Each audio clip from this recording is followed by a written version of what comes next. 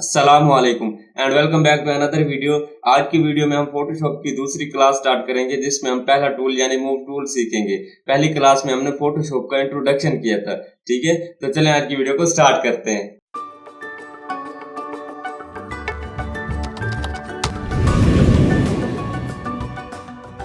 लें जी, हम फोटोशॉप में आ चुके हैं और आप लोगों के सामने कुछ इस तरह का इंटरफेस शो हो रहा होगा। ये जो व्हाइट एरिया आप लोगों को दिख रहा है, इसको हमने किस तरह से क्रिएट किया है। इसके अलावा साइडों में आप लोगों को जितनी भी चीजें शो हो रही हैं, इन सब के नाम क्या है वगैरह वगैरह, ये सब कुछ हमने पिछली क्लास में डिटेल से सीखा था, ठीक है। आज की वीडियो में हम जो सीखने वाले हैं वो ये वाला टूल है जिसका नाम मूव टूल है। अब इसका यूज क्या है, इससे हम क्या क्या काम कर सकते हैं। जैसा कि इसका नाम ही मूव टूल है, तो मतलब कि इस टूल के जरिए हम अपनी चीजों को एक जगह से दूसरी जगह पे मूव करा सकते हैं। सिर्फ मूव ही नहीं करा सकते बल्कि इसको और भी फंक्शन है। तो उन सब फंक्शन को समझने के लिए यहाँ पे हमारे कैनवस पे कुछ ना कुछ होना चाहिए। तो इसके लिए मैं यहाँ पे कुछ रेक्टेंगुलर बना देता हूँ। आप लोग चाहो तो यहाँ पे कोई इमेज भी ला सकते हो। किसी फोटो या इमेज को हम फोटोशॉप में कैसे ला सकते हैं, अगर आप लोगों को नहीं पता तो वो भी मैं थोड़ी देर में आप लोगों को बता देता हूँ, ठीक है। अब यहाँ पे देखो, ये रेक्टेंगुलर टूल है। आप लोगों ने सिंपल इसके ऊपर क्लिक करके इसे सिलेक्ट कर लेना है और यहाँ पे रेक्टेंगुलर ड्रॉ कर देना है। किस तरह से ड्रॉ होना है, आप लोगों ने माउस का जो लेफ्ट बटन है उसको प्रेस करके रखना है और माउस को ड्रैग करना है तो रेक्टेंगुलर ड्रॉ हो जाएगा, ठीक है। किस तरह से ड्रैग करना है, माउस का जो लेफ्ट बटन है उसको प्रेस करके रखना है और फिर माउस को ड्रैग करना है तो रेक्टेंगुलर ड्रॉ हो जाएगा। ड्रैग का मतलब होता है खींचना, और मैं जब भी ड्रैग का लफ्ज यूज करूं तो आप लोग फौरन समझ जाइएगा कि आप लोगों ने माउस का जो लेफ्ट बटन है उसको प्रेस करके रखना और फिर माउस को ड्रैग करना है, ठीक है। इस तरह से मैं यहाँ पे 5 से 6 रेक्टेंगुलर बना देते हैं ताकि हमें समझने में थोड़ी सी आसानी हो।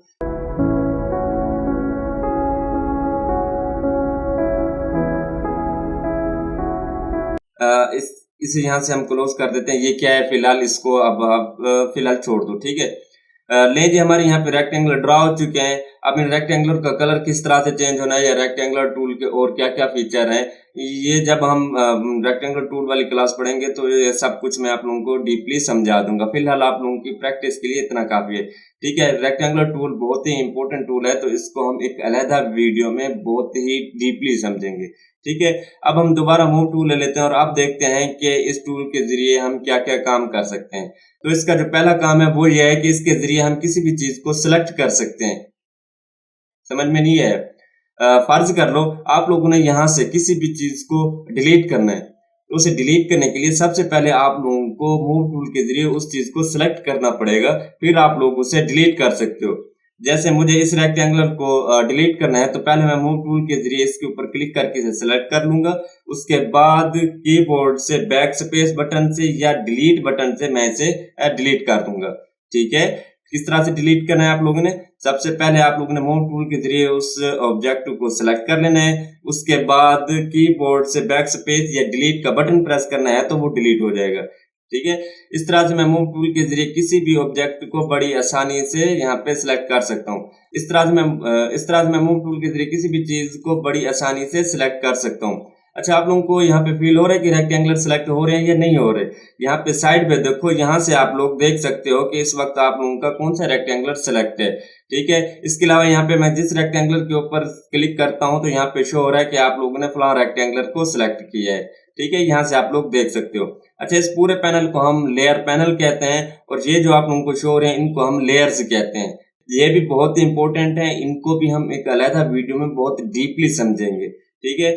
अच्छा यार, यहाँ पे देखो, यहाँ पे ना बहुत सारे पैनल भी खुले हुए हैं, तो ये फिलहाल हमारे किसी काम की नहीं और मुझे थोड़ा सा इरिटेट भी कर रहे हैं। यहाँ पे आप लोगों को 2 छोटे से एरो दिख रहे होंगे। अगर आप लोग यहाँ पे क्लिक करते हो तो सारे पैनल जो है ना बंद हो जाएंगे और दोबारा आप क्लिक करते हो तो वो ओपन हो जाएंगे, ठीक है। यहाँ से आप लोग इसे ओपन या क्लोज कर सकते हो। हम लोगों ने जो है ना लेयर्स वाला पैनल है उसे ओपन करके रखना है, तो यहाँ से मैं इसे ओपन कर देता हूँ। इसके बाद यहाँ से मैं इसे ड्रैग करके थोड़ा सा बड़ा कर देता हूँ ताकि आप लोगों को दिखने में थोड़ी आसानी हो, ठीक है। यहाँ से अब आप लोग बड़ी आसानी से देख सकते हो।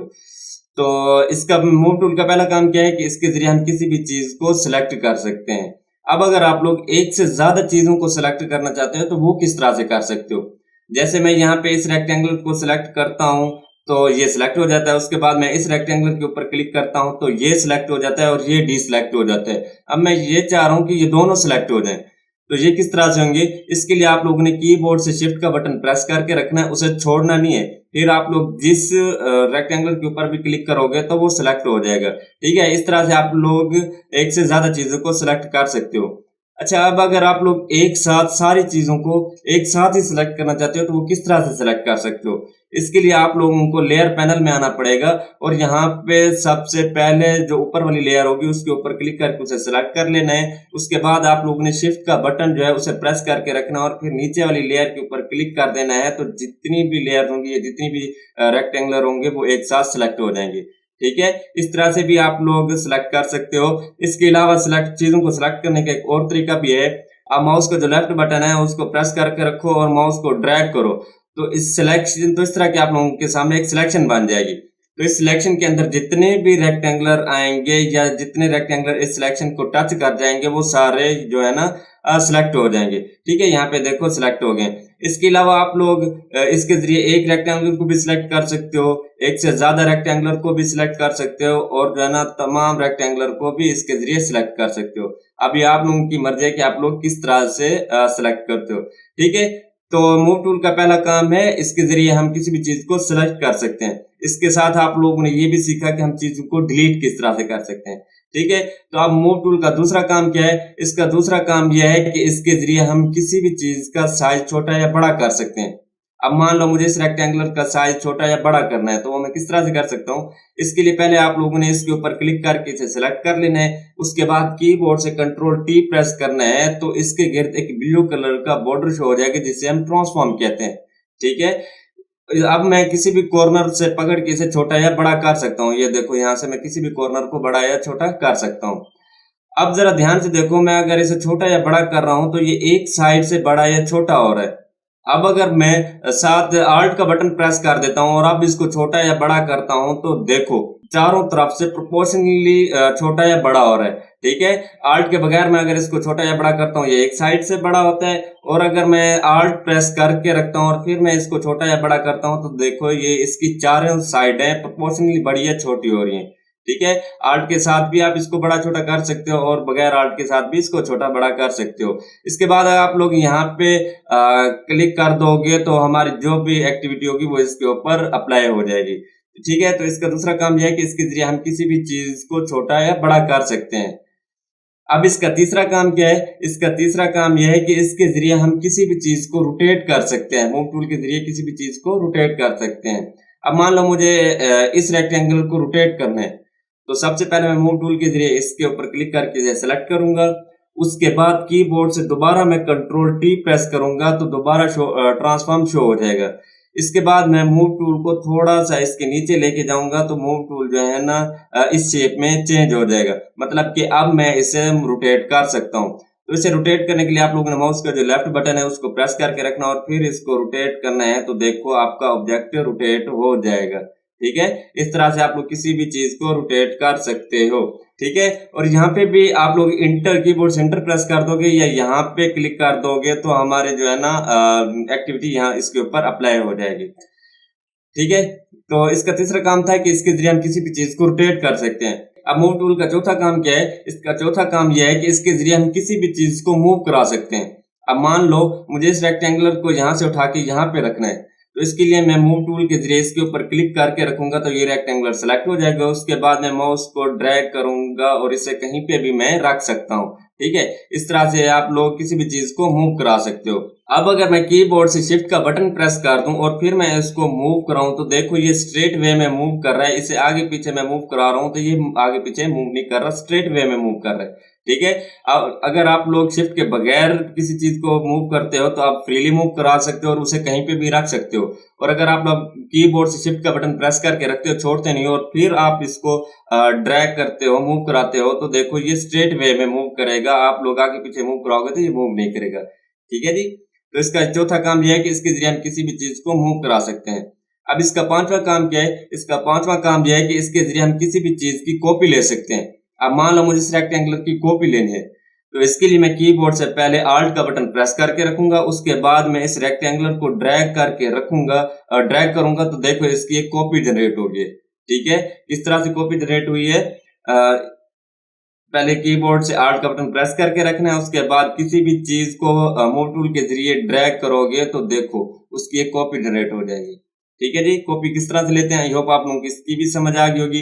अच्छा, कॉपी लेने का एक और तरीका भी है, वो क्या है, आप लोगों ने सबसे पहले उस रेक्टेंगुलर को सिलेक्ट कर लेना, या उस चीज को सिलेक्ट कर लेना जिसकी आप कॉपी लेना चाहते हो। जैसे मैं इस रेक्टेंगुलर की कॉपी लेना चाहता हूं, तो पहले मैं इसके ऊपर क्लिक करके इसे सिलेक्ट करूंगा।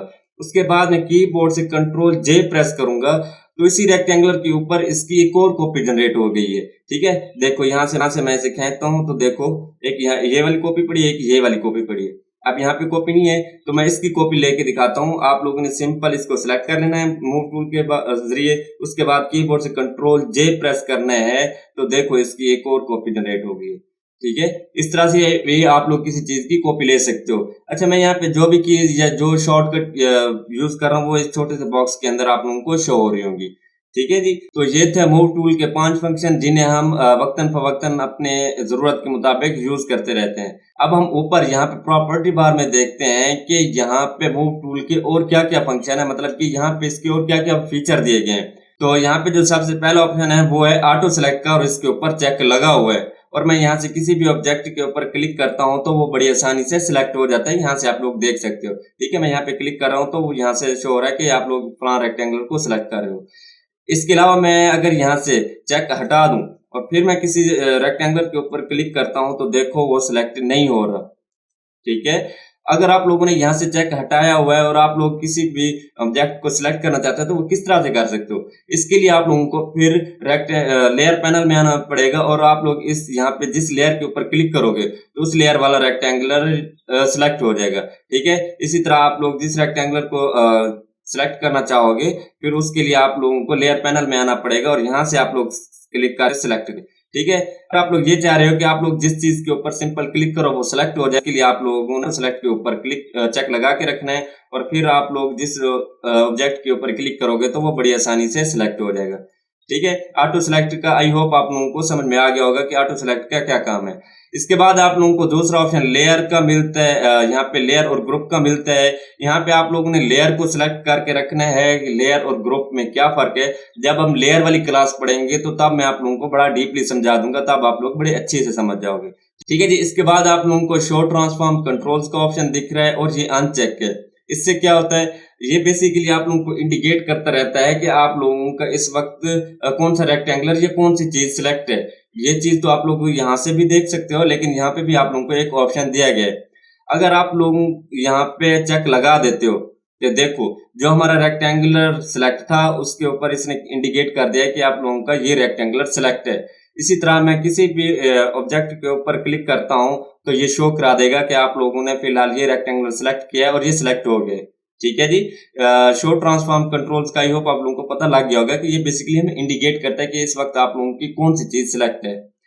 इसके अलावा शो ट्रांसफॉर्म के जरिए हम और क्या कर सकते हैं, अगर आप लोग इसको छोटा या बड़ा करना चाहते हो तो आप लोग शो ट्रांसफॉर्म के जरिए इसे छोटा या बड़ा भी कर सकते हो। शिफ्ट के साथ आल्ट के साथ इसे चारों साइडों से भी बड़ा कर सकते हो। इसके अलावा अगर आप लोग इसको रोटेट करना चाहते हो तो आप इसके जरिए रोटेट भी कर सकते हो। आप लोगों को कंट्रोल टी प्रेस करने की जरूरत नहीं पड़ेगी। ठीक है, आई होप आप लोगों को शो ट्रांसफॉर्म का भी यहाँ पे कंसेप्ट क्लियर हो गया होगा कि बेसिकली शो ट्रांसफॉर्म का क्या काम है। ठीक है, अब ये आप लोगों की मर्जी है कि आप लोग ट्रांसफॉर्म शो कराना चाहते हो या नहीं कराना चाहते। मुझे ये थोड़ा सा इरिटेट कर रहा होता है और मैं यहाँ से इसे ऑफ ही रखता हूँ, अनचेक रखता हूँ। ठीक है जी, इसके अलावा आप लोगों को यहाँ पे कुछ और ऑप्शन भी दिख रहे हैं, ये अलाइनमेंट के लिए यूज होते हैं। ये फिलहाल डिसेबल है, ये इनेबल किस तरह से होंगे और इनका यूज हम किस तरह से करते हैं ये मैं आप लोगों को अगली क्लास में बताऊंगा, या जब हम टाइप टूल वाली क्लास पढ़ेंगे तो तब बताऊंगा, तब आप लोग बड़े अच्छे से समझ जाओगे। अभी क्यों नहीं बता रहा, अभी मुझे लग रहा है कि एक तो वीडियो बहुत लेंथी होगी और आप लोग बोर भी हो रहे होंगे, और दूसरा आप लोग कोई भी डिजाइन बनाओगे तो उसमें इन ऑप्शन का यूज जरूर होगा। तो इसलिए मैं ये चाहता हूं कि आप लोग इन ऑप्शन को बड़ा डीपली समझो। तो ये ऑप्शन इंशाल्लाह मैं अगली वीडियो में या जब हम टाइप टूल वाली क्लास पढ़ेंगे तो तब मैं आप लोगों को समझा दूंगा। ठीक है जी, आई होप आप लोगों को यहाँ तक तो समझ में आ गया होगा और मूव टूल का कंसेप्ट भी क्लियर हो गया होगा कि इसके जरिए हम क्या क्या काम कर सकते हैं। अब मैं इन सब रेक्टेंगल को पहले सिलेक्ट करके बैक स्पेस बटन से या डिलीट बटन से इनको डिलीट कर देता हूँ, और आप लोगों को ये बता देता हूँ कि आप लोग यहाँ पे किसी भी इमेज या फोटो को फोटोशॉप में कैसे ला सकते हो। तो इसके लिए आप लोगों ने सबसे पहले उस फोल्डर को ओपन कर लेना है जहां पे आप लोगों की इमेज पड़ी हुई है। उसके बाद आप लोगों ने उस इमेज को सिलेक्ट करके रखना और फिर ड्रैग करना है जिसे आप ओपन करना चाहते हो, और फोटोशॉप में यहाँ पे लाके इसे ड्रॉप कर देना है, तो ये यहाँ पे फोटो आ जाएगी। हमारी फोटो तो आ चुकी है, लेकिन यहाँ पे ये परमानेंट नहीं है, मतलब कि आप लोगों के यहाँ पे एक बॉर्डर शो हो रहा होगा। जब तक ये बॉर्डर खत्म नहीं होगा तब तक हमारी इमेज यहाँ पे परमानेंट नहीं आएगी। तो ये बॉर्डर किस तरह से खत्म होगा, यहाँ पे आप लोगों को दो ऑप्शन दिख रहे होंगे। अगर आप लोग यहाँ पे क्लिक करते हो तो ये इमेज हमारी यहाँ पे परमानेंट आ जाएगी, और अगर आप लोग यहाँ पे क्लिक करते हो तो इसका मतलब है कैंसल ट्रांसफॉर्म, मतलब कि आप लोग यहाँ पे इमेज नहीं लाना चाहते, हम यहाँ पे लगाना चाहते हैं, तो इसके लिए हम यहाँ पे क्लिक कर देंगे। इसके अलावा अगर आप लोग कीबोर्ड से एंटर का बटन भी प्रेस करते हो तो तब भी ये इमेज यहाँ पे परमानेंट ओपन हो जाएगी। ठीक है जी, इस तरह से आप लोग किसी भी इमेज को यहाँ पे ओपन कर सकते हो। ठीक है जी, इसके अलावा अगर आप लोग फोटो को ड्रैग करके फोटो को जो है ना ड्रैग करके फोटोशॉप में लाते हो और अब आप इसको यहाँ पे ड्रॉप करते हो तो ये एक अलहदा फाइल में ओपन हो जाएगी। ठीक है जी, इस तरह से भी आप लोग फोटो को ओपन कर सकते हो। आई होप आप लोगों को ये भी कंसेप्ट क्लियर हो गया कि आप लोग किसी भी चीज को किस तरह से ओपन कर सकते हो। तो आज की वीडियो में इतना काफी है। इंशाल्लाह नेक्स्ट वीडियो में हम दूसरा टूल सीखेंगे। अगर आप लोगों को ये वीडियो पसंद आई तो वीडियो को लाइक कर दीजिएगा और चैनल को सब्सक्राइब नहीं किया तो सब्सक्राइब कर दीजिएगा। तो मिलते हैं इंशाल्लाह नेक्स्ट अच्छी सी वीडियो के साथ, तब तक के लिए अपना ख्याल रखिएगा। अल्लाह हाफिज।